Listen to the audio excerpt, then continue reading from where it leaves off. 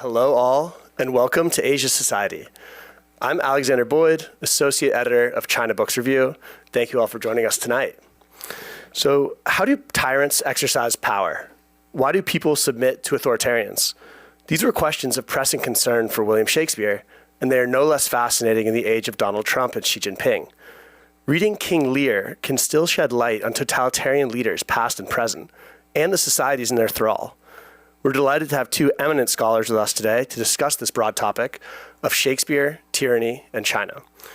Literary scholar Nan Z, The Chinese Tragedy of King Lear, out from Princeton University Press in June of 2025, gives us a fresh framework to understand one of Shakespeare's best-known tragedies.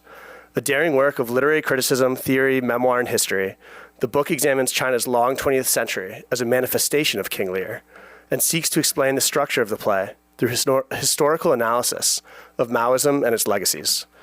Kent, Cordelia, and the Fool become something new when painted against the backdrop of Chinese history. Citizen, child, state, and parent, all locked in Learian loops of recrimination and rage.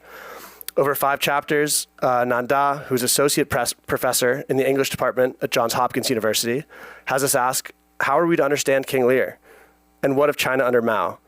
Was it a history, a tragedy, a comedy, a romance? To find out, we must retrace memory, a process of confronting monstrous wrongs in pursuit of a modern morality. She is joined on stage by Stephen Greenblatt, professor of humanities at Harvard University, and author of numerous acclaimed works on Shakespeare, modernity, and literature. His 2018 work, Tyrant, Shakespeare on Politics, might be the most relevant to tonight's event, but Swerve, How the World Became Modern, the winner of the National Book Award, has been a favorite of mine since I first picked it up in high school. Tonight's conversation will be moderated by Orville Schell, Arthur Ross, Vice President of the Center on U.S.-China Relations at Asia Society and publisher of China Books Review. I'll now turn over the podium to him, and he will introduce the appropriately unorthodox musical act that will kick off tonight's talk. Thank you very much.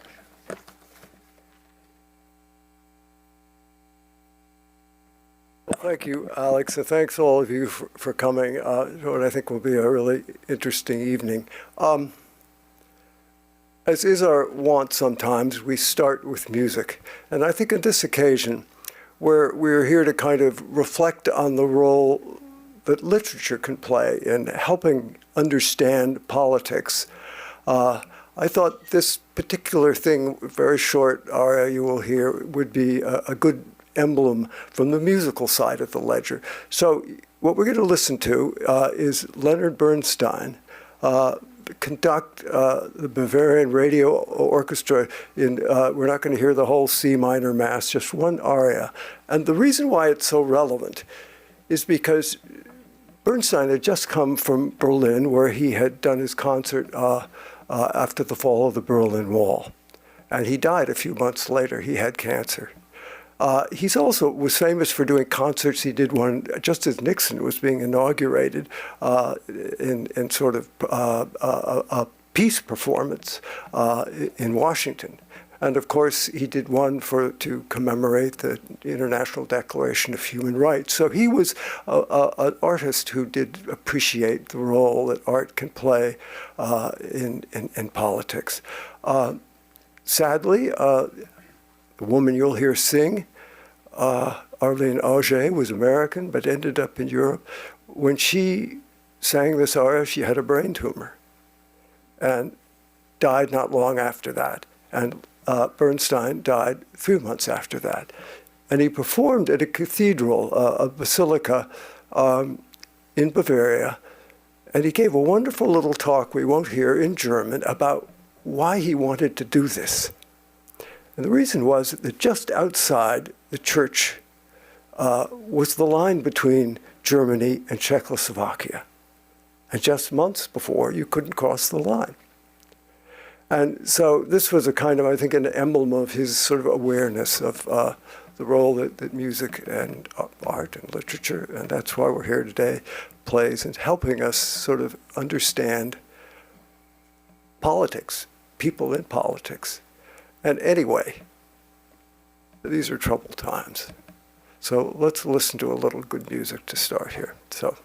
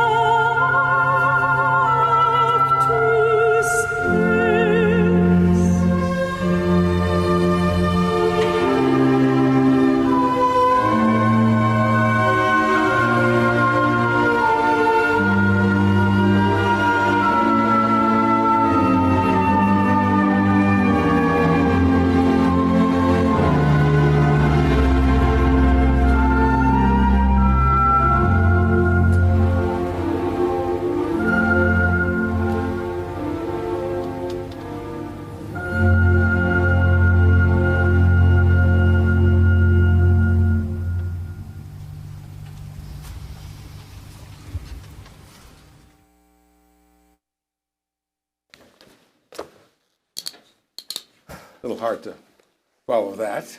It is. It is. It's a beautiful piece of music, and I might add that Mozart wrote that for his fiancée, and she sang the first performance of it. Okay, let's switch gears just a little here. Let's start with you, Nan. I mean, this is a truly wonderful book, and I urge you all to read it. It's our guest here is sort of ruminating on what King Lear has to say about the life that she and her family led in China. So tell us a little about how you got this idea, and what are you trying to tell us? I'm always looking for ways to tell this damn story, you know? Lear was a pretty good opportunity because it's such a well-wrought urn, you know? It's demonstrably wise about the predicament it depicts from every angle, every corner. It's so intelligent. So if something's really intelligent, you can most likely you can do something with it. Well, I mean, Lear, I was just talking to Stephen about this. Lear is not the worst of tyrants, is he?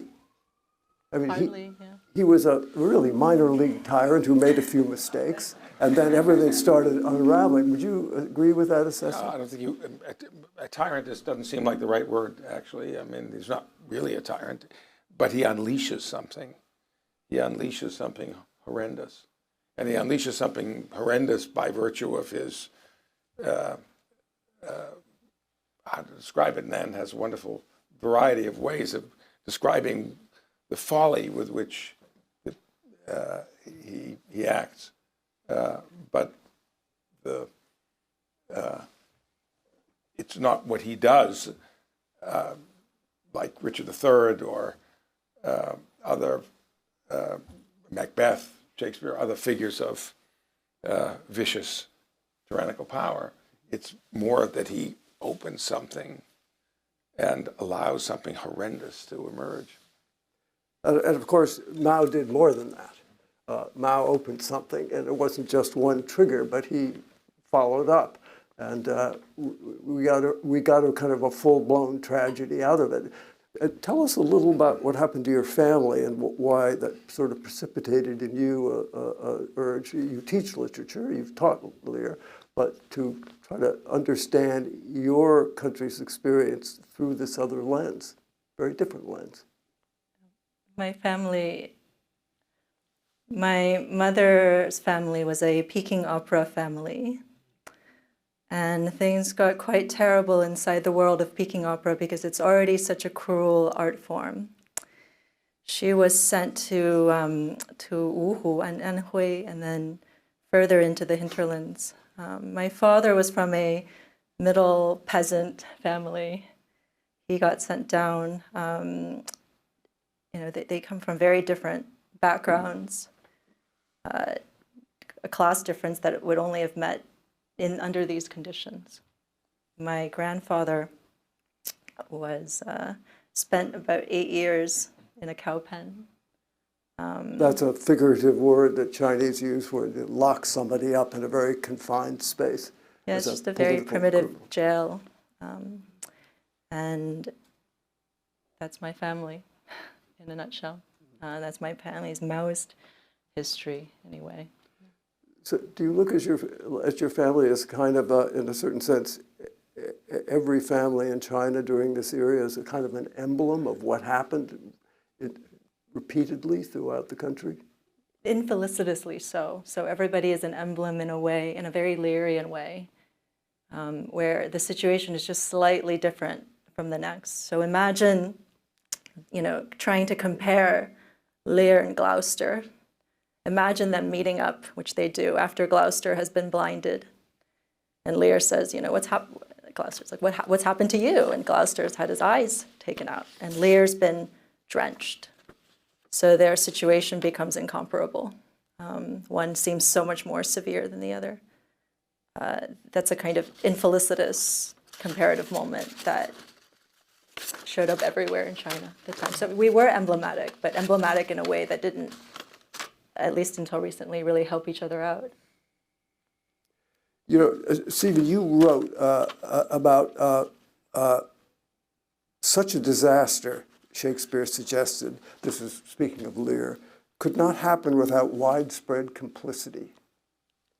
His plays probe the psychological mechanisms that lead a nation to abandon its ideals and even its self-interest. Why would anyone, he asked himself, be drawn to a leader manifestly unsuited to govern someone dangerously, impulsively, or viciously, conniving or indifferent to truth? Why, in some circumstances, does evidence of mendacity, crudeness, cruelty serve not as a fatal disadvantage, but as an allure, attracting followers? And I want to ask you both, why? I'm not sure that Shakespeare has a single answer to that question.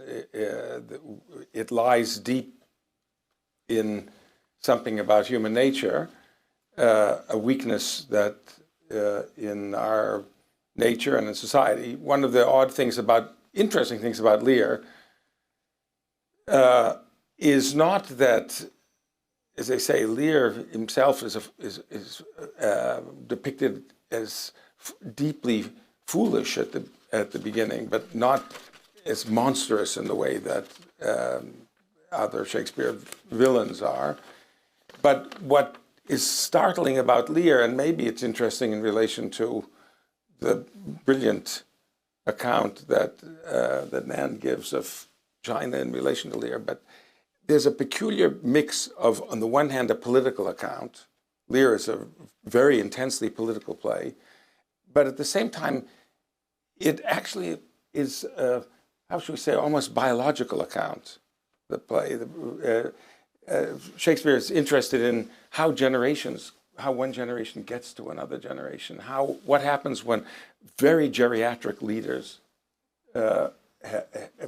stay in power too long, and what happens when there's a growing rage on the part of younger people who feel they've been kept out of authority. And that account really is, it's as if Shakespeare's writing about a peculiar kind of primate, looking at it as if to think, how does this species operate when very old? There's an enormous emphasis on Lear's age. He's, God help him, over 80, and that's an unspeakably old age in the period. And the question is, what happens when someone stays on and on and on, and you can feel the pressure building up from underneath. So one of the fascinating things about Nan's marvelous book is that there's no easy way to get from the story of King Lear to the story of Maoist China. It doesn't simply match. And that's part of the interest, is what happens when you come at something obliquely, when you have to make a connection that isn't such an obvious connection. And that Shakespeare is unbelievably clever at enabling you to do that.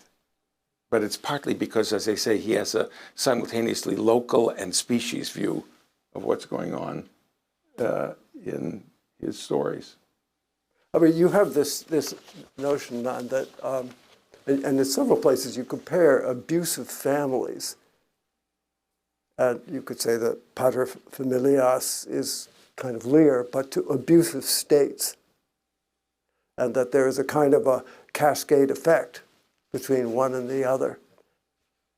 I mean, in Mao's case, people were simply bullied, or like Lear begins with a test that encourages cheating, and it's a test that cheats itself.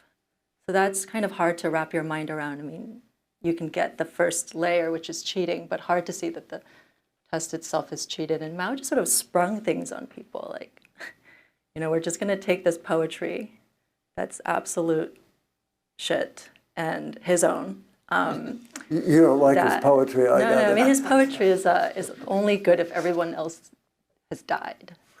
Like if every good poet has been killed. They're all, if you look at them, they're all pretty basic or self-congratulatory or both. So he just comes out and says that this is better than, or this is the equivalent to something else. It's just the bold-facedness of it, the shamelessness of it. But it also, because people are weak, would, as it turns out, would rather, turn in their families for certain abuse than be publicly humiliated. Something like that. I mean, Shakespeare has such a good handle on how powerful that avoidance is. Falstaff. If you follow Falstaff across Henry IV, parts 1 and 2, at the end, when Howe says, it's worse than Lear. I mean, honestly, it's like when Howe says, "I know thee not, old man." It's so sad. And then he's repeatedly humiliated in Merry Wives of Windsor. It's that level of humiliation and fear about humiliation that began in, Yan'an. Yes, really controlling people by humiliating them. And Or by making them afraid of it. Yeah. Yes, and then they start blaming themselves because if societally or politically they're said to have done something wrong, they search for some way to remedy it. And or they pass the moral injury downward. Yeah.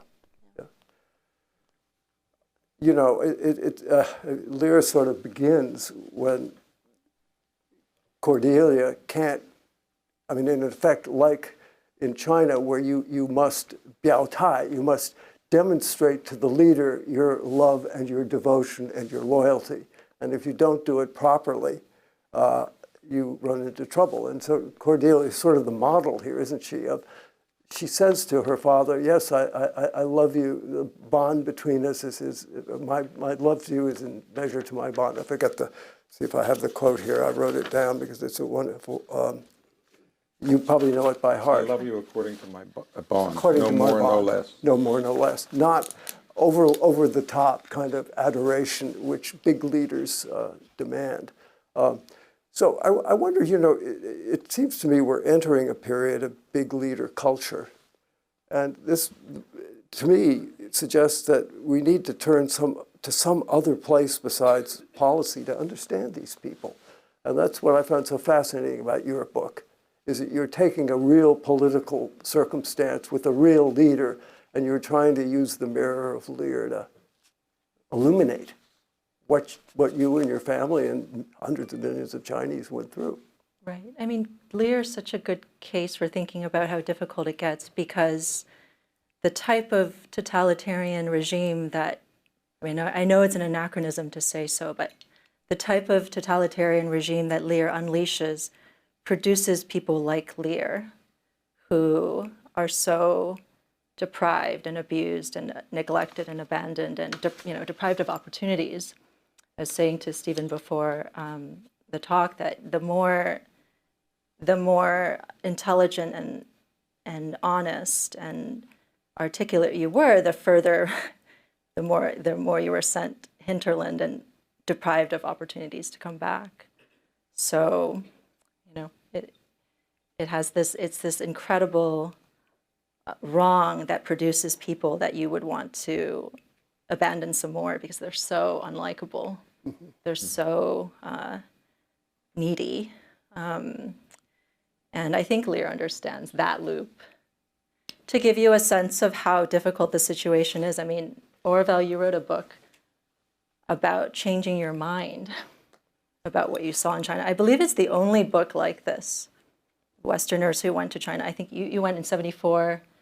Stephen, you went in 81. Everybody knows the sort of glowing versions from, say, Snow. But that's the only book that said, I was wrong about what I saw.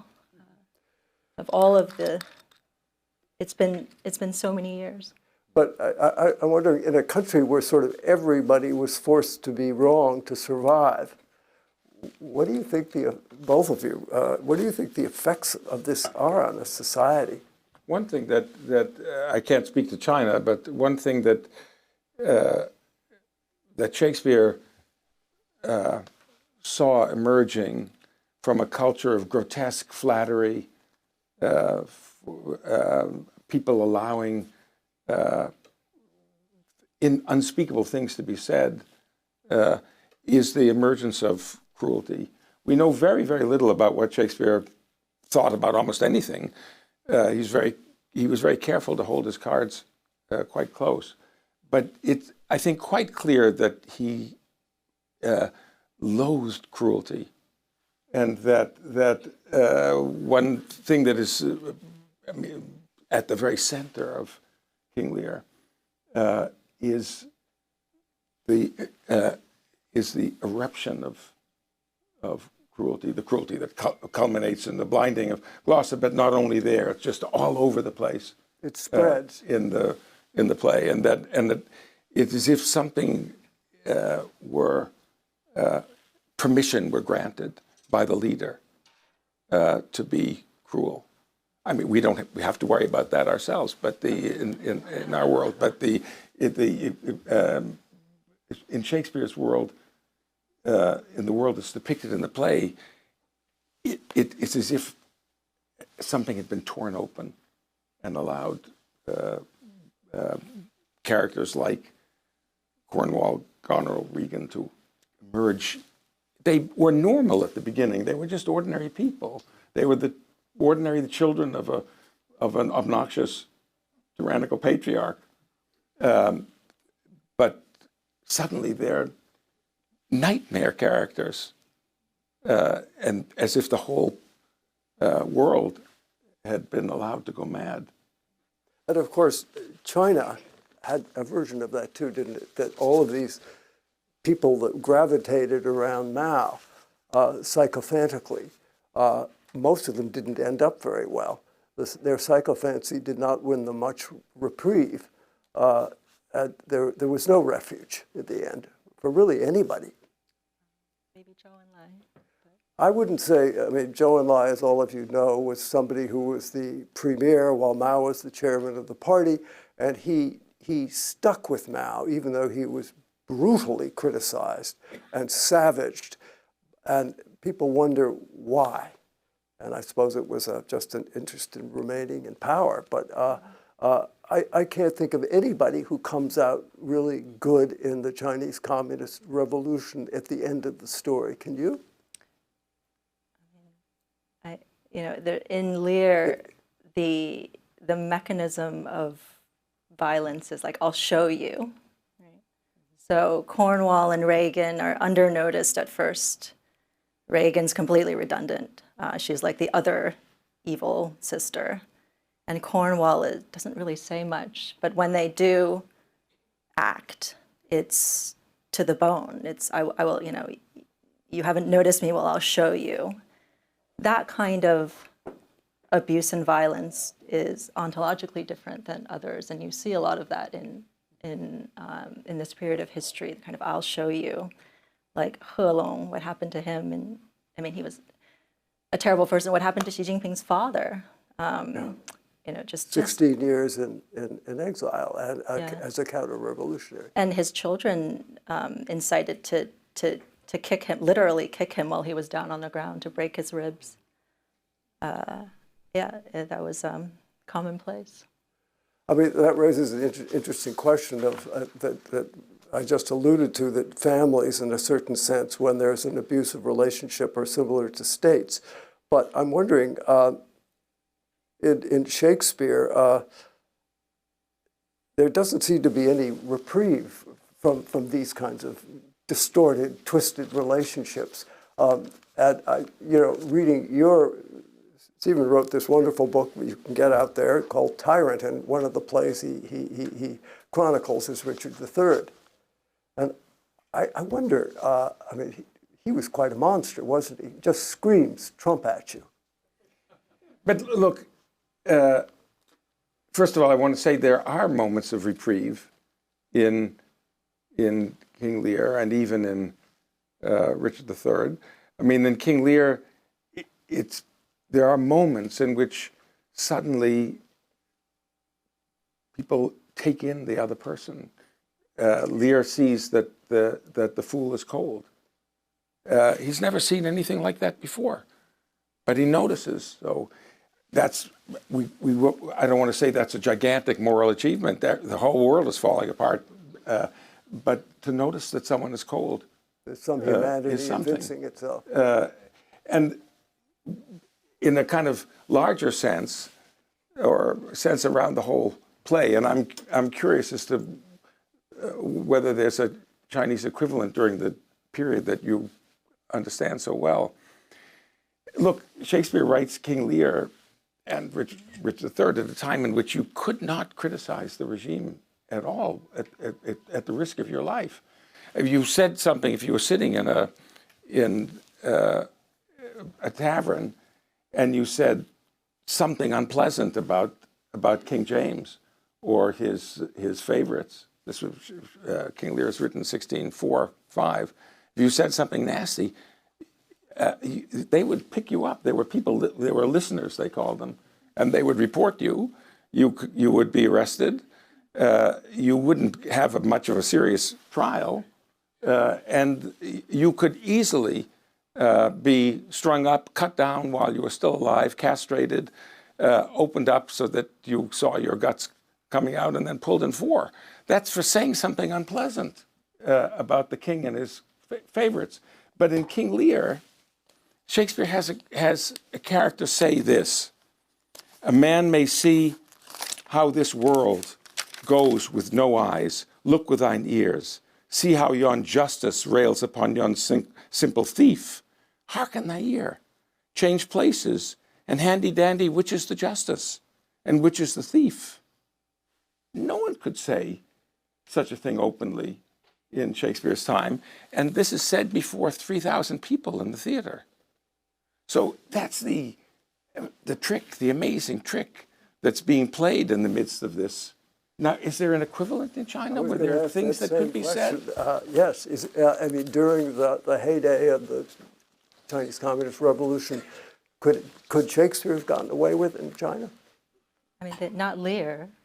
Well, Not Lear, but how other about a bunch of other plays? I mean, that are all, I mean, as Stephen says, that there was a similar climate in England at the time that Shakespeare was writing. No, this climate was much more severe. Yeah. Much more, not much more. This one was totalitarian, with Chinese characteristics. So, but there, yeah, the interest in like what comes of the pro forma and its Parisiatic truth tellers run pretty deep in Chinese culture. If you've ever read The Story of Stone, or sometimes known as Dream of the Red Mansions, or in Chinese Hong Lou Meng, there's a scene in that novel when the eldest daughter, who has been married off to be a concubine, and represents the sort of family's growing influence and splendor, sends back these paper lanterns for Yuan Xiaojie. And they're really bad riddles. They have riddles on them that you're supposed to guess, but she's not top drawer, so she can't write top drawer riddles. Then everyone has to bend over backwards to pretend that these riddles are hard to solve. And then they have to write riddles back. They have to send them back to the imperial palace. So then everyone bends over backwards to make sure that their riddles are dumber than hers. And that's how you know, like, from that point on, you know, this family will fall. So it's an ancient idea.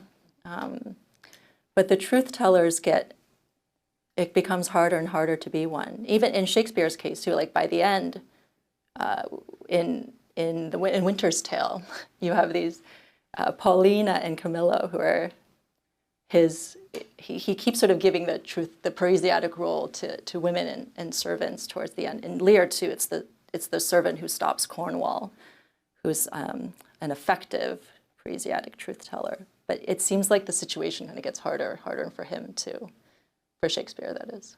But in Winter's Tale, it's true, but in the Winter's Tale, Shakespeare has that character you've mentioned, Paulina, say, "It's a heretic that makes the fire, not she that burns in it." It's a heretic that makes the fire, not she that burns in it. Imagine saying that and getting away with it. I mean, this is a world in which Catholics were being routinely rounded up and murdered. But Shakespeare figures out ways. In the case of Lear, because it's Lear in his madness speaking the lines that I quoted a second ago. In the case of the Winter's Tale, it's the witchy, weird Paulina in a rage at Leontes, and Leontes says, "If I were a tyrant, I would kill you for what you've just said, which is true, though he is enough of a tyrant. But in other words, maybe it's not possible. Maybe it is a moment in which we see that there's something, the full totalitarian system, a system in which it hasn't yet quite been invented. Because even in extraordinarily rough times, as the late 16th and early 17th century were for any possibility of free expression, Shakespeare is, and Shakespeare wanted to stay out of jail and succeeded in staying out of jail all his life, so he's very good at it. And yet he figures out how to do that, how to release this. Or the state allows him to release it. Maybe it's also because the state thought, well, we have this place, we'll call it the theater, you know, the Roundel, we'll let them say this kind of crazy stuff in there because you have to let them release a little bit of this, otherwise the whole system will explode. Right. There are a lot of truth tellers. I mean, I think even Shakespeare thought about the most, the saddest kind of truth teller, which I think is the gardener in Richard II. You know, in Richard II, this gardener compares England to a unhusbanded garden, a garden that's not well taken care of. And Queen Isabel overhears him and is enraged, and essentially sort of takes it out on the gardener. And the gardener simply accepts it, you know, but says, I can't remember the line, but says that but what I say is true. That simple assertion, but there's no further set of actions. So there are plenty of people like that in China now and then. Yeah. And in making her declaration to her father, Cordelia tells the truth. And by doing so, in effect, becomes, if we analogize to China, the dissident. Right. She is not willing to demonstrate sufficient loyalty to pass, which was exactly what communist parties all over the world have demanded. Right. I mean, I think her case makes that act of dissidence the most agonized. And if it's not agonized, then it, you know, because there's inherent romance in being a dissident. So how do we know, you know, if someone's a dissident or not? There seems to, that Lear is about loyalty tests where there shouldn't be, but in the case of dissidents, there seems to also be a kind of test involved. If you, there's a, you know, like love communication is repetitive by nature. So if you say to your partner, do you love me? And they say, I told you last week, then they don't love you, right? It's a communicative event that has to be repeated inherently. So should we forgive Lear for receiving an insufficient measure of? I mean, she does.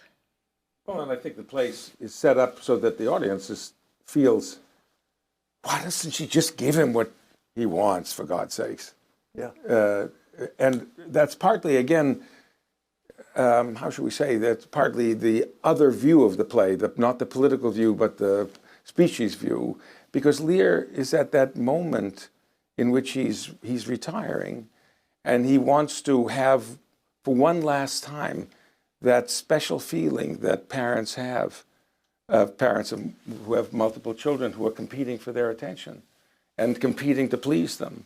And it's a terrible thing, as anyone who's a parent knows, when those smiles and the appeal that little children make to you begins to curdle, and you get teenagers who don't want to give you any of that at all.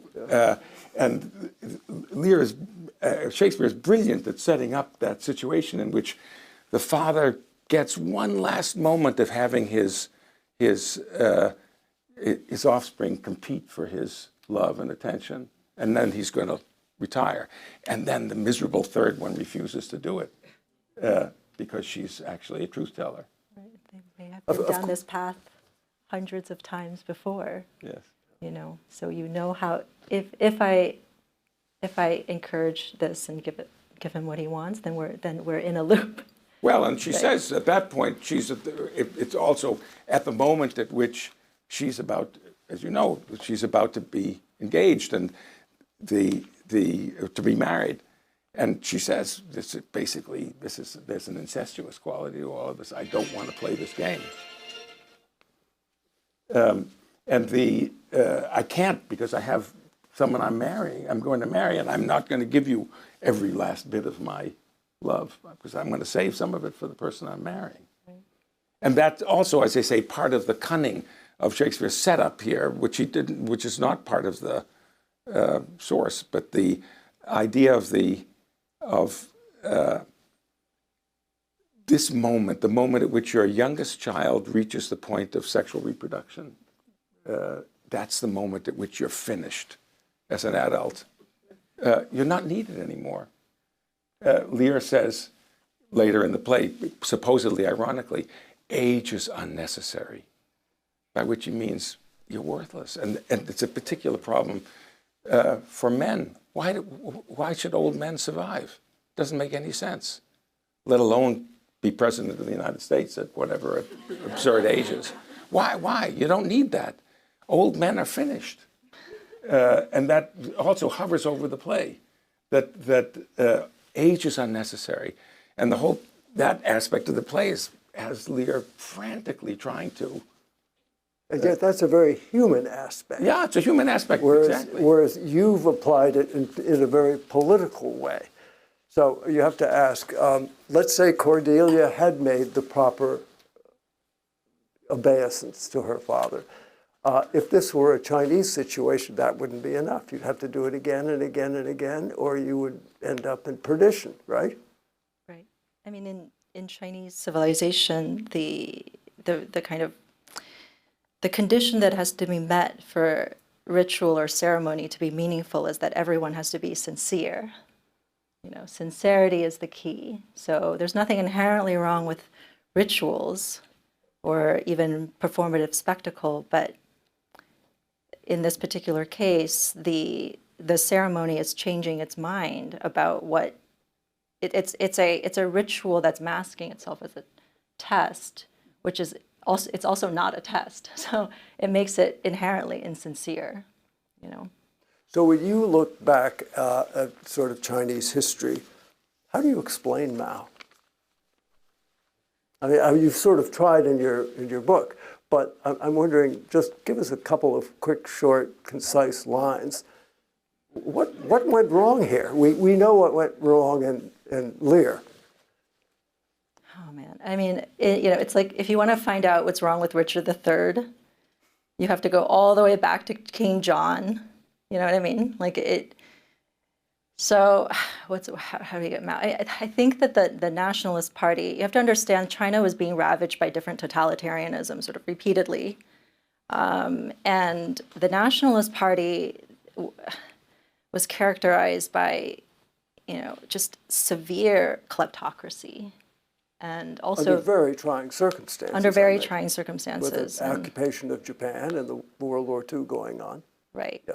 Right. So, it was ripe. And then Mao also understood what it meant to change the narrative in real time. As they were on the Long March, he was already changing the narrative of the success of the march, of the Long March, and forcing people to accept that. And the mistake that most people made at the beginning was like the mistake that Clarence makes in Richard III, which is to imagine that there are limits when there are none, In terms of the tyrant, or in terms of what he's capable of, that the, or like what happened to people like Zhang Chunyuan after the Let 100 Flowers. I mean, not Zhang Chunyuan is just one of many who were jailed for 30 years, 50 years after, not 50 years, 30 years after the Let 100 Flowers Bloom moment. It's so treasonous. It's just treasonous. I mean, I think mostly when people look at revolutions, they look at the politics and the ideology of them. But when you look at, both of you, at a man like Chairman Mao through sort of the Shakespearean lens, what do you see? Well, I mean, the case of I mean, I speak largely out of ignorance, but out of the experience of living in Berkeley, California for 27 years, in which I have my little copy of the Red Book, and in which there was enormous enthusiasm for Mao, and there were lots of people who called themselves Maoists. How do you explain that? It's an interesting phenomenon, because this is one of the great mass murderers of the world. I mean, rivaling the worst that we could assemble. I mean, and the desire for some heroic liberation from the world that we live in, from the ordinary world, from the constraints and trade-offs that we all actually endure, gave rise to as I say, the Berkeley, California mode, to a set of grotesque fantasies about the transformation of the world, into the magical transformation of the world into a utopian That it could happen. perfection, that it could actually happen in real time. And when there was evidence that this was actually not happening this way, the evidence was simply denied. And we lived this over and over again, yes. I mean, but when Michel Foucault came back from Iran, from Ayatollah Khomeini's Iran, he was filled with enthusiasm for, As were many French. as were many intellectuals, for what they were seeing. And the stuff that they might have seen, for example, what was happening to women, they didn't see. I mean, and so this is a, how should we say, frequent phenomenon, and I'm afraid that it's a phenomenon. It's not unique to intellectuals, but intellectuals are, I think, particularly prone to this this peculiar Well, so quality. were many Chinese in the Chinese Communist Revolution. Many intellectuals were very idealistic. They were rather skeptical about the nationalists and Chiang Kai-shek, and they ran off to Yan'an, and it was very bitter, the price they paid for it. So I think idealism, in a strange way, does fog the brain, and it makes you want to believe that there is an idealistic solution, even when the signs may be everywhere that it's much more nuanced and much more ambiguous. Well, it's also terrible to have a theory. I mean, the idealism that's attached to some theoretical understanding of how things are. Montaigne wonderfully said, you know, he wanted to know what was actually happening because he understood that what was happening in Brazil was ugly, was hideous. He said he didn't want to talk to intellectuals. Well, he didn't want to talk to scholars. He said he wanted to talk to ordinary people because he knew that scholars would give him a completely fraudulent account of what was going on the ground in Brazil. You sound like Donald Trump. Well, there is Donald Trump. I won't speak to what Donald Trump wants to hear, except that we know that what he wants to hear is an account of how astonishing every one of his achievements is. And that takes us back to the beginning of King Lear. His skepticism, about, I think, liberal scholars is quite deep. And I have to say that in France particularly, there were a lot of very ardent Maoists who, till the end, sort of refused to give up that idealism, that this was a new and successful way of governing. I mean, you ruminate on this throughout your book of how could it be, and so do you, Steve, about how could it be that intelligent, well-educated people are so easy to manipulate into becoming subservient to these kinds of movements? That's a really important question to find some answer to, because we may be perched on the edge of such a wager ourselves. It takes a lot of people cooperating to make it happen. But why do they cooperate? Yeah. You wrestle with this. What do you think? I mean, and this was China's story. I mean, yes, the price was immense for speaking out, but People are susceptible to peer pressure. yeah, Well, what can I say? And in China's case, to problems with 面子. yeah. That's a pretty. That's face. But that is a really interesting question, which I've never seen any scholar really address, that you don't want to seem to be weak, you don't want to seem to be wrong, you don't want to embarrass yourself. But where do you think that comes from in China? Because it's particularly powerful, I think, in responses to in China. I think we can be kind of Shakespearean about it, or be a value pluralist about it. Like, you can be a value pluralist when it comes to bad values too. You know, there's a kind of pluralism of reasons why people are susceptible. But I don't know if people have romances about themselves. And I wrote about this in the last chapter of the book. I wanted to understand how deep the romance goes. And in Lear, it's quite deep. The romance with? In Lear, the feeling of romance, of being deeply and desperately in love, which almost everyone is in Lear. Or not everyone, but I think Lear teaches you how inextractable romance is. And people were in love in China. Or have romances about themselves. And the revolution. And the revolution, of course. Yeah. So romance is hard to extract, you know, by design. It's almost a kind of a transference of a personal affection to some larger social movement where you become bonded to it, and it's hard to let go once you've joined it. Also, people inside it didn't really know what was happening at every moment, you know. And yet it was a little bit like Germany. I mean, I think they did, because every family had some member that was suffering. Right. Everything just seemed so natural when it occurred. It's like, well, of course it makes sense to send the youth to the countryside, and of course it makes sense to identify new counter-revolutionaries. Everything was sort of naturalized. So I said this to Stephen too. I was born, you know, quite like slow. I was quite a slow child at a moment in Chinese history when you really couldn't afford to be slow, because you had to test to get into preschool and test to get into kindergarten and test to get into grade school, and I didn't do well in any of them. And how did you end up at Johns Hopkins? I mean, I don't think that it's not that kind of a story. I just think trying to understand this piece of history will make you smarter, because it's not intuitive, you know. It's not intuitive explaining to other people how it began, what happened next. It requires a bit of just sequential intelligence or sequential retention.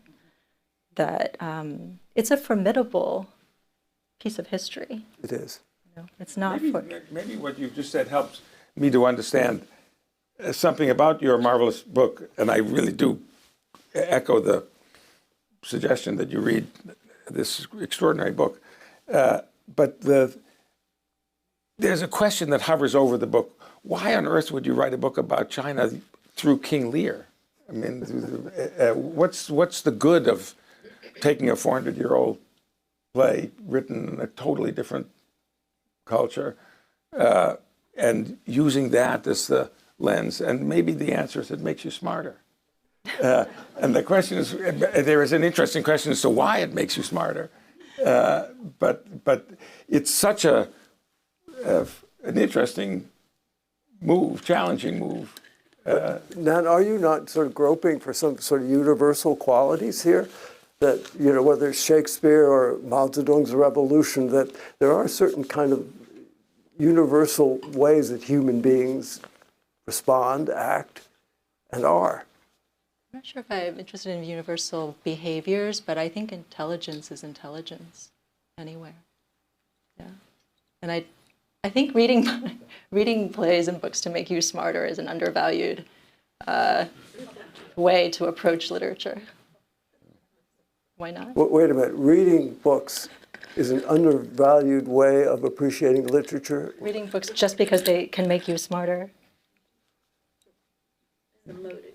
Yes, but I think, yeah, we read books for enjoyment, but also, I mean, I have to say I read both of your books very much using them as lenses to apply to this other world that I live in China, to try to make some sense out of it. And I mean, part of the answer in the case of my book, because I asked myself not that question of what's the point of trying to talk about how a culture begins to fall apart through thinking about Shakespeare's plays. I mean, there's lots of ways of addressing these issues, but it's partly that it's in our world, it's very hard to get certain particular voices out of one's head. It's so noisy, and that it's easy enough to rise to the occasion of just shouting with the noise. But there's something about, because actually, unlike Shakespeare's world and unlike the Mao's world, we can say what we want. I mean, that, so far at least, up to this moment, if I want to say very unpleasant things about the head of the Department of War, or whatever we call it now, I can say it. I mean, you know, that no one is going to drag me off this platform. But it's just getting one's head clear to be able to figure out what is going on. How is it possible that what is going on is going? How is it possible that laboratories that are working on colorectal cancer are being shut down because there's a kind of attack on funding for science? Why would any? This is not a political issue, Democrat, Republican. Could this possibly happen? And it is happening because something is cracking, and you have to try to figure out why it's cracking, and then getting out of our current, for a moment at least, getting out of the noise, quieting that horrible brainworm that our particular leader's voice helps to just get out of it and think about something else. Well, here literature provides an alternate universe into which we can retreat, if not to learn, at least to kind of try to figure things out a little. Yeah, exactly. So, Nan, if you had the occasion to meet Xi Jinping, what would you tell him about why you thought he could profit by reading your book? Questions. These questions are so hard. Not really. I mean, you know your book very well. I mean, it's doomed for him. It's doomed in his case. What do you mean it's doomed? I think that Xi Jinping is still in a Maoist story, and there isn't enough grace in that story to make it anything other than what it is now. Do you look at him as a possible tragedy? I mean, Mao was, in your telling, a tragedy. I don't know if I care whether Mao was a tragedy or not, or whether he experienced a tragedy. Certainly, in a kind of generic sense, he's a tragedy. Well, he inflicted a tragedy. Right. Yeah. And do you think when you look at Xi Jinping and you look at what Shakespeare and everybody else tells us about human nature, where do you think he's going to end up?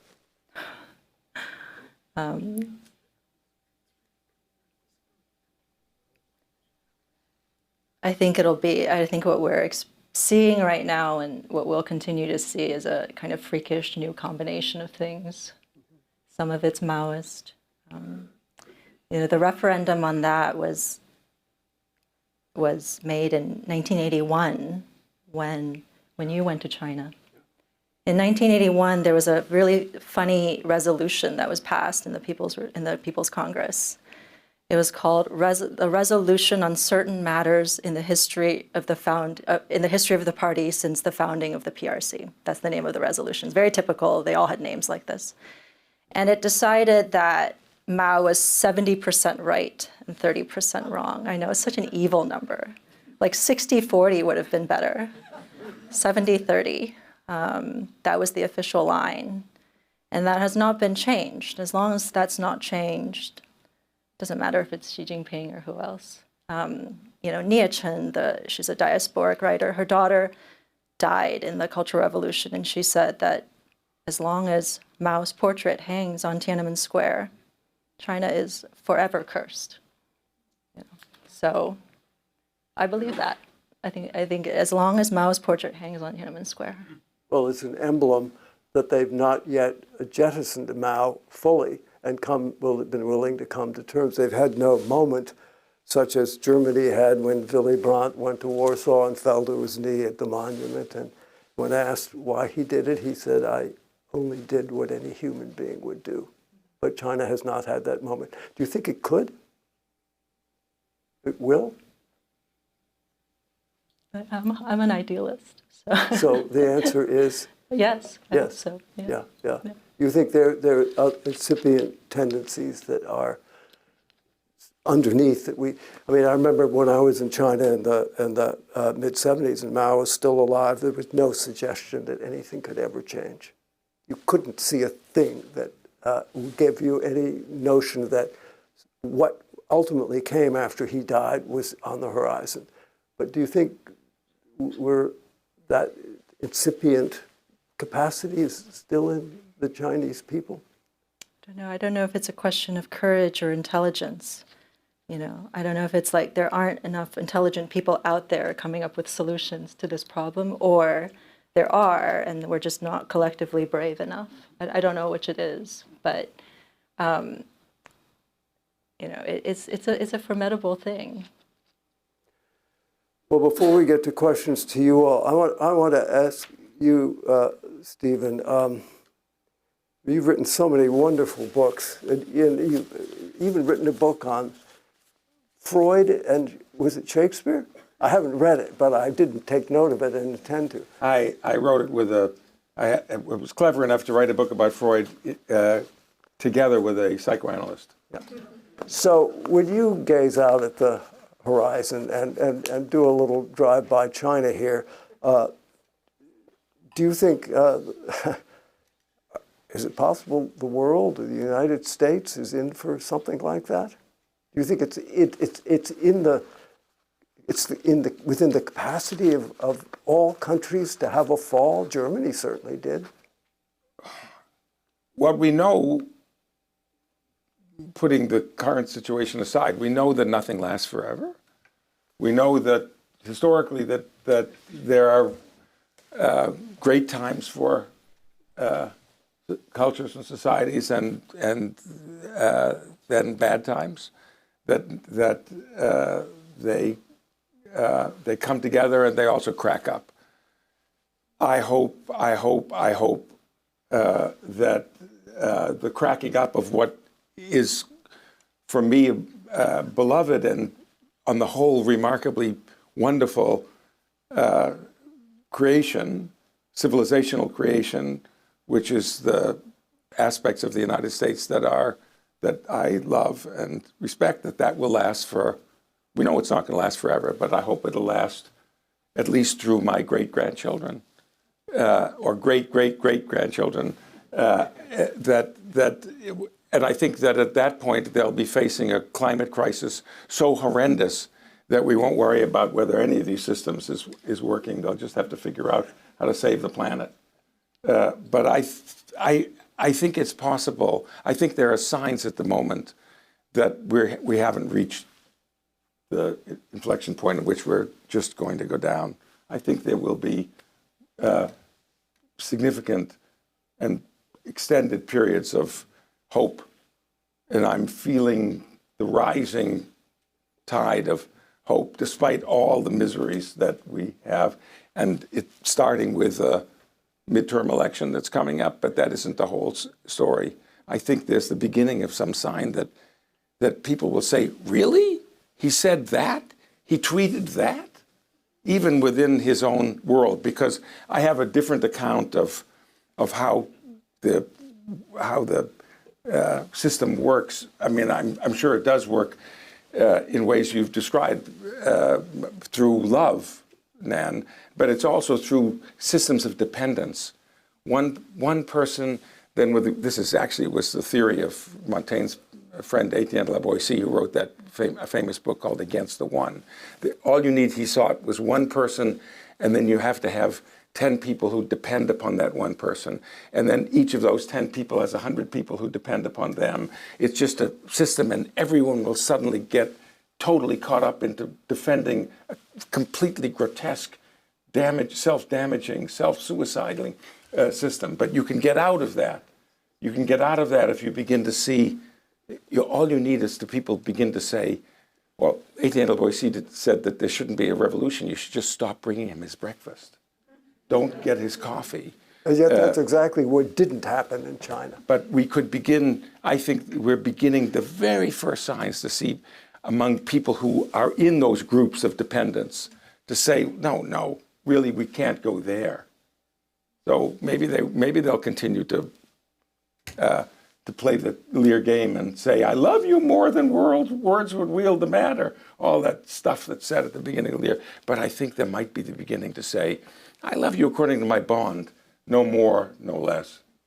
And that's what we need. That we don't need anything more spectacular than that to begin to get out of the nightmare that we're in. Okay, now let you wrap up here. Your experience as a Chinese person, your writing, your study of literature, are you optimistic about the ability of nations to catch themselves on the brink after having written what you did in your book? I am. I'm a hopeful person. The difference between a Shakespearean tragedy and a comedy is often just a little more humor. Just a little more humor that's not after the fact cynical humor like we get with The Fool and Lear. Just a little more preemptive humor, a little more nighttime merriment, and that'll kick you, like the switch will toggle to comedy. So. Well, certainly people like Hitler and our president have a comical aspect, but. Right. I mean, Stephen wrote this really amazing essay about Samuel Harsnet. It was earlier in your career. It's called Shakespeare and the Exorcists, and it's a really great essay for understanding totalitarianism.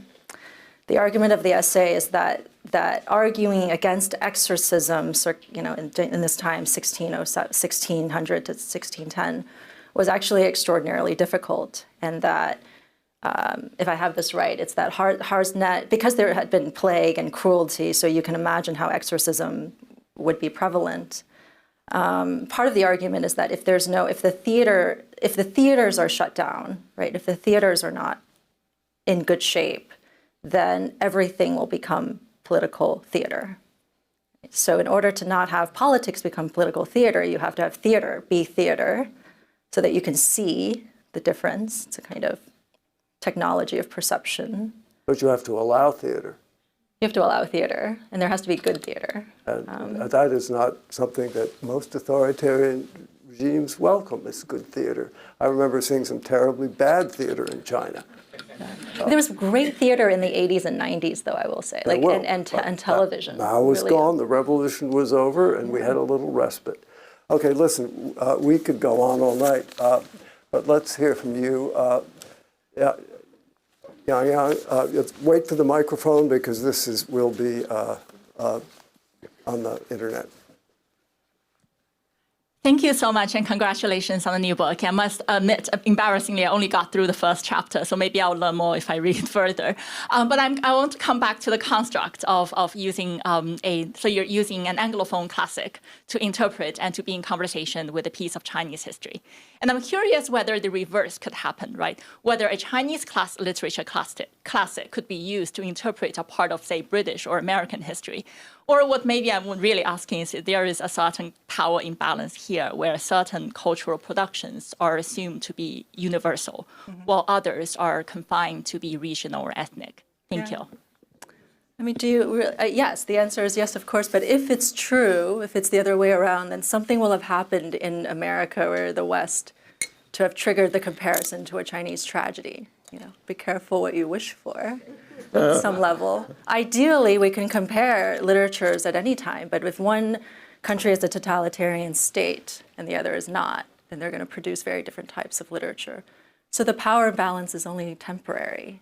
In the long scheme of things, there is no power imbalance, right? If China is experiencing totalitarianism, then we're not going to be comparing apples to apples. It's going to be apples to oranges. But once it gets out of totalitarianism, then it has plenty of things. The story of Stone that I just mentioned, for example, if things become morally injurious or dire enough in this neo-feudal situation that we're living in that would trigger the comparison, you know what I mean? I hope it doesn't happen. but happy to do it. All right, next question. Right here. Wait for the mic. It's a terrible price that's paid with Cordelia's death. Right. Albany and Edgar leave the stage at the end of Act 5. Weren't you hopeful? Aren't you hopeful? You mentioned that in the book towards the end, but I don't think you answered the question. Are you hopeful for life going forward?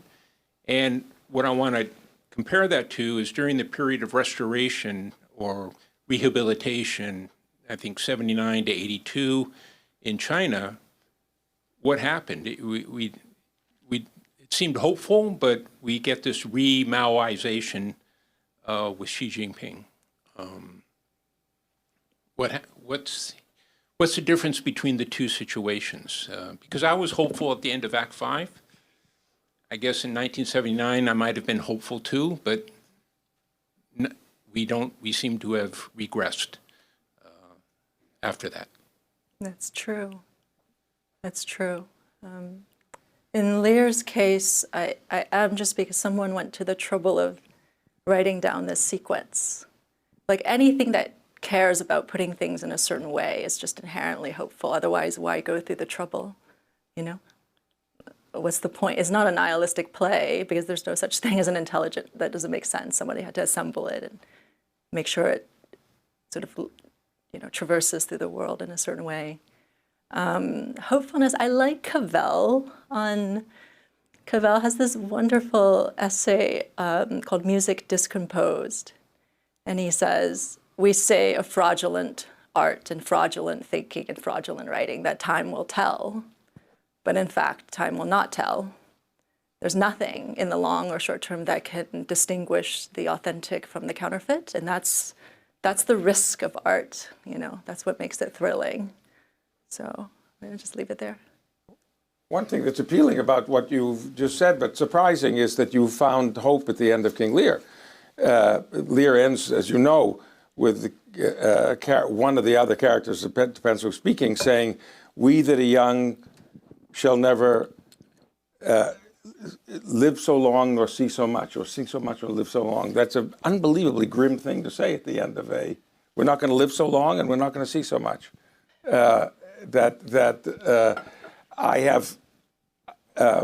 I try to, how should we say, to build hope on a more solid foundation than those sentiments. Edgar's a pretty resourceful guy, right? He seemed to have learned a lot through what he went through. Yes. Well, that's true. I mean, it's certainly better to have him there than the alternatives that are available.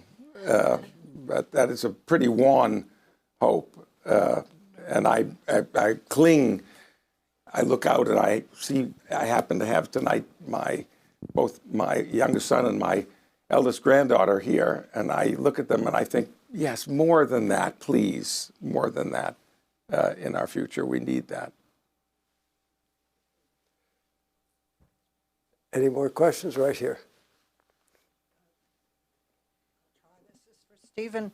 At the end of your book on Christopher Marlowe, you say that we have to remember that Elizabethan England is more like North Korea than North Carolina, which is a quote I use all the time talking about your book. But is that what happened in Lear's time? Is that what is being described in Lear? Is that kind of, and in China it sounds like, that kind of totalitarianism? Yes, you know, I realize talking here tonight, not that that's, I mean, I stand by what I said, but the fact that there wasn't a fully organized bureaucracy in the time of Elizabeth and James, that there weren't modes people could listen, but they didn't have technology that enabled them to actually listen to as many things as they would have liked to listen to, means that it's probably less like I mean, I realized that the situation, however grim that it was simply technologically incapable of doing a lot of things that were possible to do in China, that are possible to do now if the will is there in our own world, where you can actually get into the secrets of everybody's life. That really wasn't as easy to do in the late 16th, early 17th century, just because they didn't have the means. That's why they tortured people so routinely, because that was the only way they could get at the secrets that otherwise we can get at quite easily, just with digitally, by going into people's mail and the like. I think techno-autocracy is a new animal, and it tricks out what you've written about in the Maoist era, with a whole new set of resources and control mechanisms. Yeah, definitely. It's getting harder and harder. Yeah. Sure. Yeah. Anyone else have another question? I mean, I'd have to say, just listening to you both and reading your books, and I think we're all looking for answers of how to explain what's happening. And frankly speaking, even though I do a lot of it, I don't find policy wonking explaining that much. Because I think we've perhaps, and I'd be curious to get your responses, abandoned the period of sort of reason and empiricism, and we're living in this world of big leaders who are very idiosyncratic, and who are acting out in a much grander way with systems not controlling them in a meaningful way. I'm wondering how you both would respond to that supposition. Start with you, Nan. Sorry, what's the supposition? The supposition is that what counts now is not so much politics, ideology, or systems, but who's in charge and where did they come from? What kind of a relationship did they have with their father, their mother, their formative years, et cetera, et cetera? I would agree. I don't really feel qualified to comment on this, but... Well, you wrote a whole book on it. I think we have to be, maximally informed about something. Like, even if, and this is true from the Maoist side as well, like, to understand, totalitarianisms better, other people's totalitarianisms better, and other people's authoritarianisms, and also distinguish between the two, recognize what a Benthamite dystopia looks like. It's just a lot of getting educated about really complex and formidable things. So where do you turn, Steve, to understand what's going on around us besides Shakespeare? I mean, I think that there's a interesting set of questions that we have before us collectively. I think it is quite striking. In some ways, you could go back. We're going back to the world much more familiar with to Shakespeare, with actually relatively small number of people controlling gigantic amounts of the national wealth. That was the Elizabethan and Jacobean way of doing things. Maybe 45 or 50 families controlled basically most of the wealth of England, and for whatever reason, we're heading into that. On the other hand, so crazy, massive concentration of wealth. On the other hand, we are a society with lots of individual institutions that have their own strengths, their own pride, their own values, and are trying, in any case, to stand up to the attempt to bring them down. So I'm not giving up hope.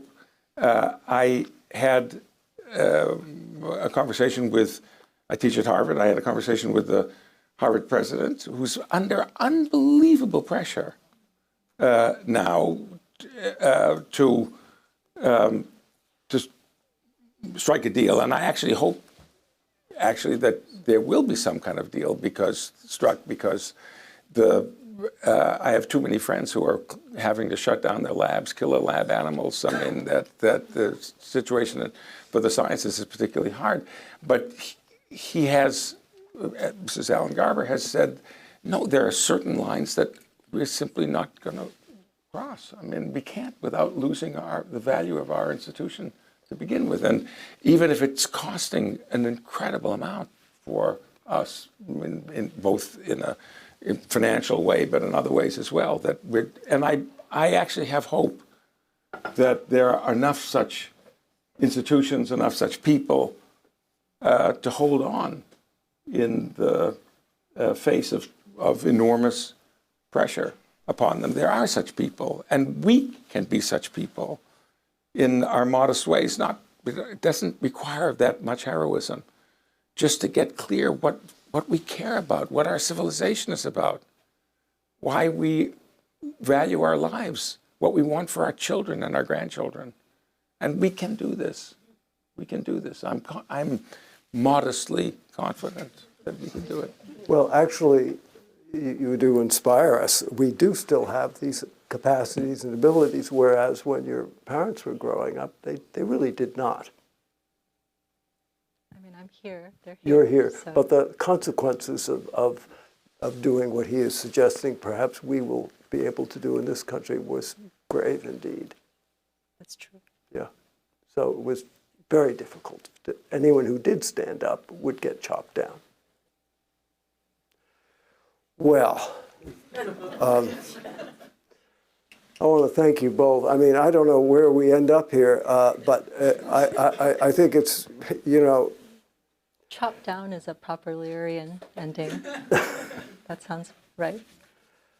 I mean, anyway, we find our understanding where we can, and Shakespeare's not a bad place to go. So thank you both for toiling in these vineyards on our behalf, and thank you all for coming.